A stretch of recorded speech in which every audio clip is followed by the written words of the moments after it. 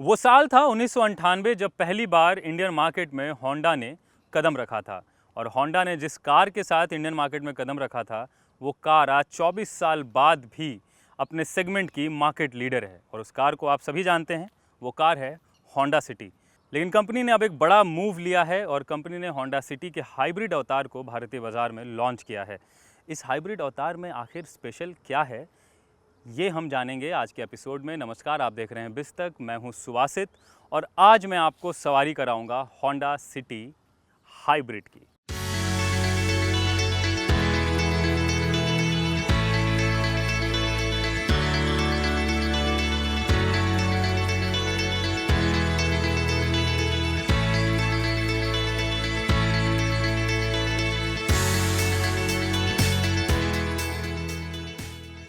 तो मेरे साथ जो है होंडा सिटी हाइब्रिड खड़ी है और सबसे पहले हम इसके एक्सटीरियर की बात कर लेते हैं। तो आपको बता दें कि एक्सटीरियर में आपको बहुत ज़्यादा कोई बदलाव नज़र नहीं आने वाला है।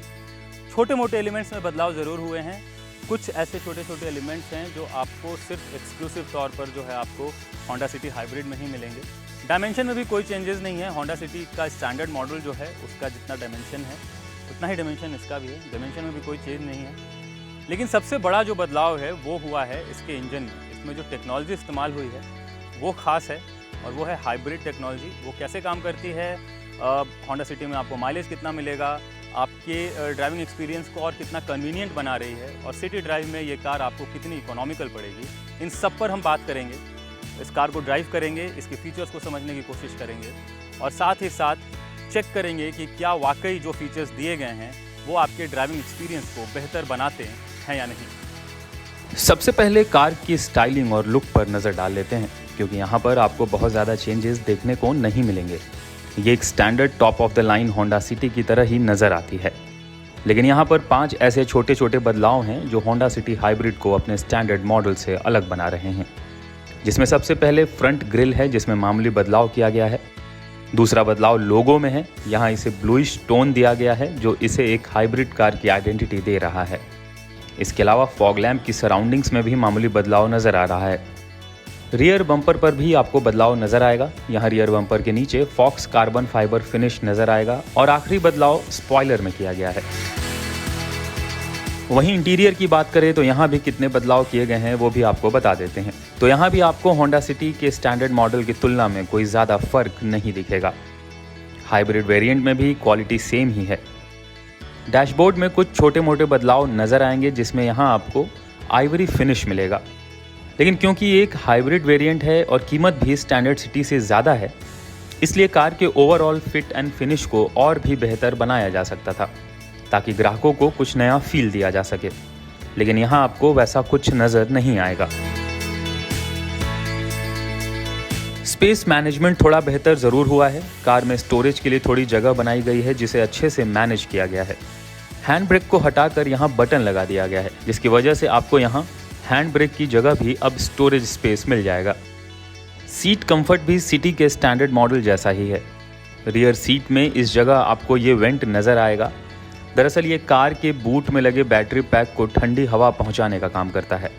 जब भी बैटरी पैक हीट होता है तो ये ऑटोमेटिकली केबिन की ठंडी हवा को बैटरी तक पहुंचा देता है ताकि वो ठंडा हो सके। लेकिन इस प्रोसेस में आपके कंफर्ट को कोई दिक्कत नहीं पहुंचती। ये सब इतना स्मूथ होता है कि आपको इसके बारे में पता भी नहीं चलेगा। बूट स्पेस की बात कर लेते हैं, क्योंकि यहाँ आपको एक बड़ा बदलाव देखने को मिलेगा। कार का बूट स्पेस स्टैंडर्ड मॉडल की तुलना में कम है। स्टैंडर्ड सिटी में आपको करीब 506 लीटर का बूट स्पेस मिलता है। वहीं हाइब्रिड वेरिएंट में आपको 306 लीटर का बूट स्पेस मिलेगा। इसकी वजह है बैटरी पैक, क्योंकि इस वेरिएंट में बैटरी पैक को बूट में नीचे की तरफ लगाया गया है, जिसकी वजह से बूट स्पेस में कॉम्प्रोमाइज़ हुआ है। लेकिन यहाँ भी कंपनी ने अच्छा खासा स्पेस मैनेजमेंट किया है और आप अभी भी कम से कम 3 से 4 बैग आराम से रख सकते हैं। अब बात करते हैं कार की टेक्नोलॉजी और फीचर्स की। तो इस वक्त हम बैठे हैं होंडा सिटी EHEV के अंदर और जैसा कि होंडा क्लेम कर रही है कि एक बहुत ही नई टेक्नोलॉजी है और वो एक नए तरीके का हाइब्रिड सिस्टम लेकर आए हैं। तो सबसे पहले हम कार को स्टार्ट करते हैं।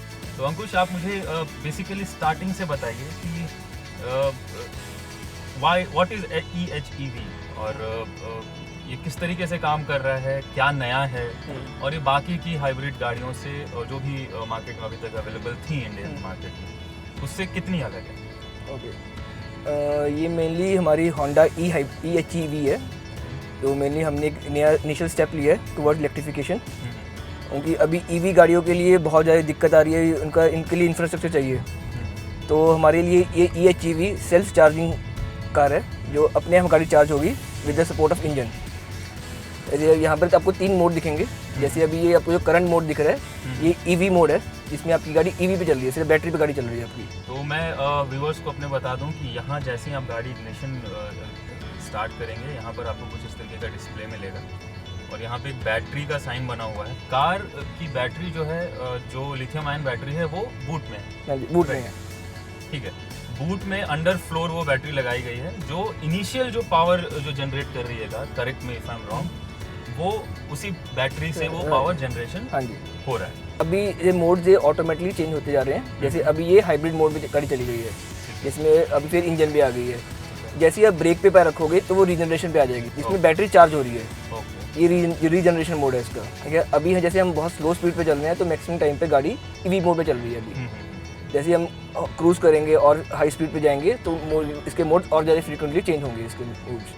ठीक है, तो बेसिकली ये है कि जो लिथियम आयन बैटरी इसमें लगी हुई है, वो एक सेल्फ चार्जिंग बैटरी है। ये एक नॉर्मल इलेक्ट्रिक कार की तरह बैटरी नहीं है, जिसे आपको चार्ज करने की जरूरत है। प्लग इन नहीं है, प्लग इन नहीं है, ये सेल्फ चार्ज होती है जी। और ये एक इनिशियल स्टेज तक ही आपको ये पावर जनरेट कर रही है। उसके बाद ये फिर हाइब्रिड या इंजन मोड पर कार हाँ जी शिफ्ट हो रही है। ठीक है, और जैसे ही आप ब्रेक अप्लाई करेंगे, जैसे मैं अभी 47-48 की स्पीड में चल रहा हूँ और गाड़ी EV पे चल रही है और गाड़ी EV पर चल रही है इस वक्त, लेकिन जैसे ही मैं ये ब्रेक अप्लाई करता हूँ, ये कार वापस से ये रीजनरेशन मोड आता है। जब आप ब्रेक अप्लाई करते हो तो रीजनरेशन में क्या है, गाड़ी बैटरी चार्ज हो रही है। इसका जो रीजनरेशन में मैकेनिकल एनर्जी लगा रहे हो, वो मैकेनिकल एनर्जी कन्वर्ट होती है इलेक्ट्रिकल एनर्जी, जो गाड़ी बैटरी को चार्ज करती है। एक बार थोड़ा फीचर पर बात कर लेते हैं कि और क्या क्या अलग अलग फीचर्स आप इस कार के साथ दे रहे हैं। अब हम इसके साथ ये होंडा सेंसिंग दे रहे हैं, होंडा सेंसिंग सूट दे रहे हैं पूरा, जिसमें 5 फीचर्स हैं। जिसका पहला फीचर है कोलिजन मिटिगेशन सिस्टम, जिसमें इसको हम CMBS बोलते हैं, कोलिजन मिटिगेशन ब्रेकिंग सिस्टम। जिसमें क्या है, आपकी गाड़ी आपका गाड़ी चलाते हुए ध्यान इधर उधर हो गया और सामने से अगर कोई गाड़ी खड़ी है, तो ये आपको कोलिजन से मिटिगेट करेगा। तो ये सिस्टम काम करता है 5 की स्पीड से ऊपर पे।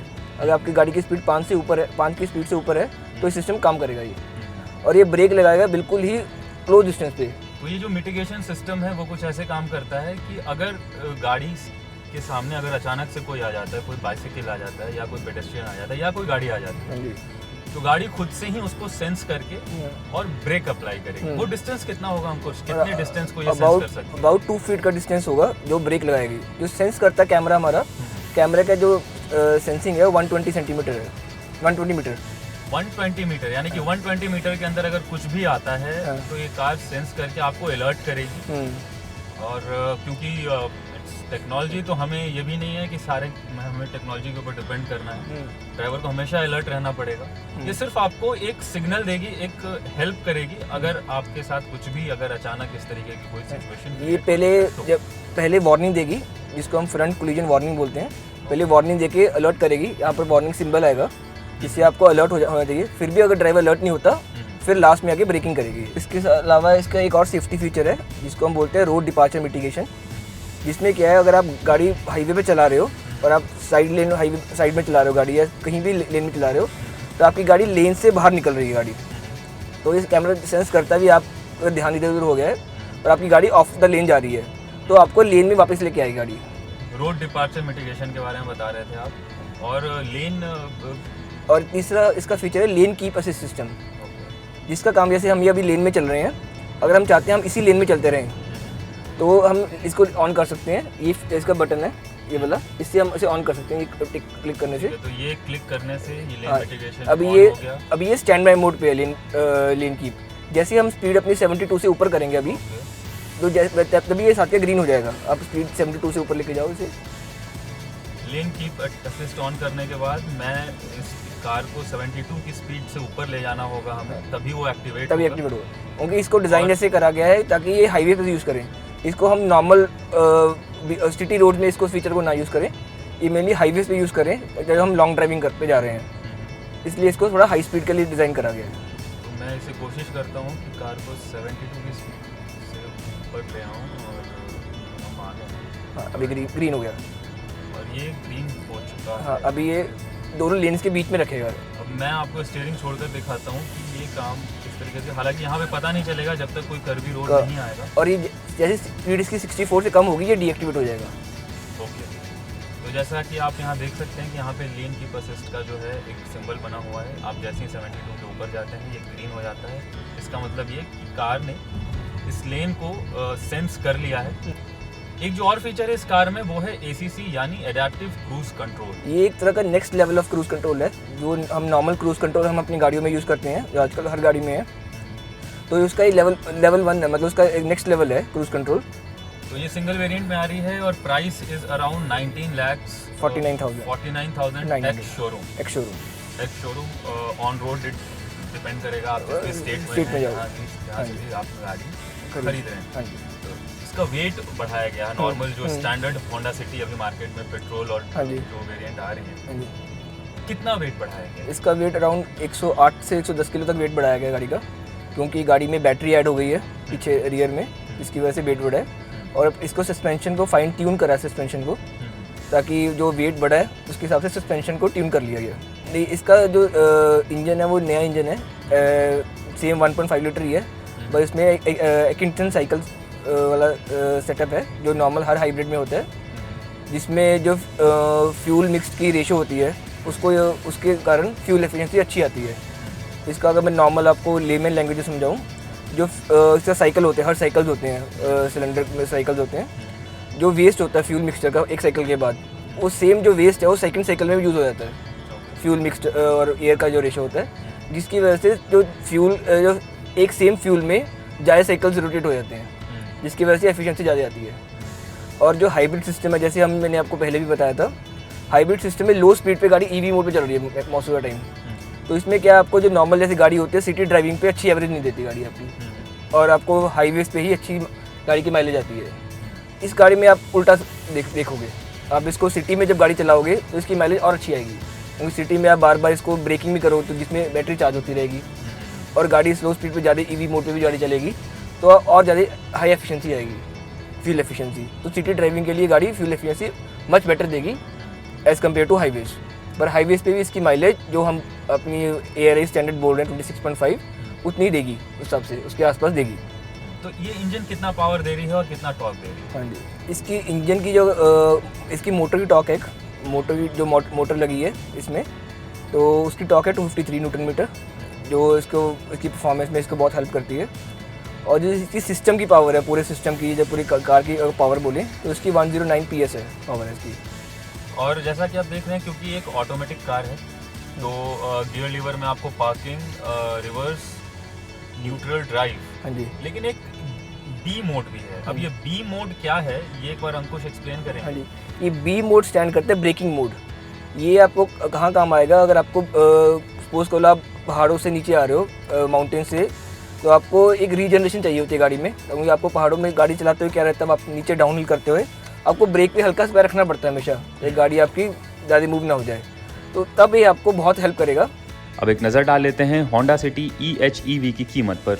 तो ये कार सिंगल वेरिएंट में उपलब्ध है, जिसकी एक्स शोरूम कीमत 19.50 लाख रुपए रखी गई है। तो आज हमने आपको करवाई नई होंडा सिटी हाइब्रिड की सवारी और आपको इस कार के बारे में सब कुछ बताया। कंपटीशन की बात करें तो एज ऑफ नाउ अभी तक इस कार का कोई भी डायरेक्ट कॉम्पिटिटर नहीं है, क्योंकि ये हाइब्रिड सेगमेंट इन्होंने एक अलग से क्रिएट कर दिया है। मास सेगमेंट में, मास लेवल पर इनकी प्लानिंग है इस कार को सेल करने की, जिस तरीके से होंडा सिटी बिकती है।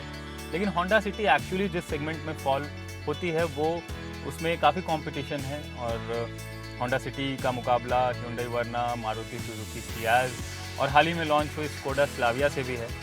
लेकिन होंडा सिटी के इस हाइब्रिड अवतार ने अपने लिए एक अलग सेगमेंट भी क्रिएट कर दिया है। होंडा सिटी हाइब्रिड आपको कैसी लगी ये हमें ज़रूर बताइएगा, और साथ ही जो प्राइस जो कंपनी ने इंट्रोड्यूस किया है जिस प्राइस पर इस कार को, वो आपको कैसा लगा? क्या आपको ये ओवर प्राइस लगी या इसकी कीमत आपको ठीक ठाक लगी? वो भी हमें ज़रूर बताइएगा। तो आज के इस एपिसोड में इतना ही। हम जल्द ही एक नई कार लेकर आपके लिए फिर से आएंगे। आपको आज का एपिसोड कैसा लगा हमें ज़रूर बताइए, और अगर अभी तक आपने बिज़तक का यूट्यूब चैनल सब्सक्राइब नहीं किया है तो उसे ज़रूर सब्सक्राइब कर लें। तब तक के लिए goodbye and drive safe.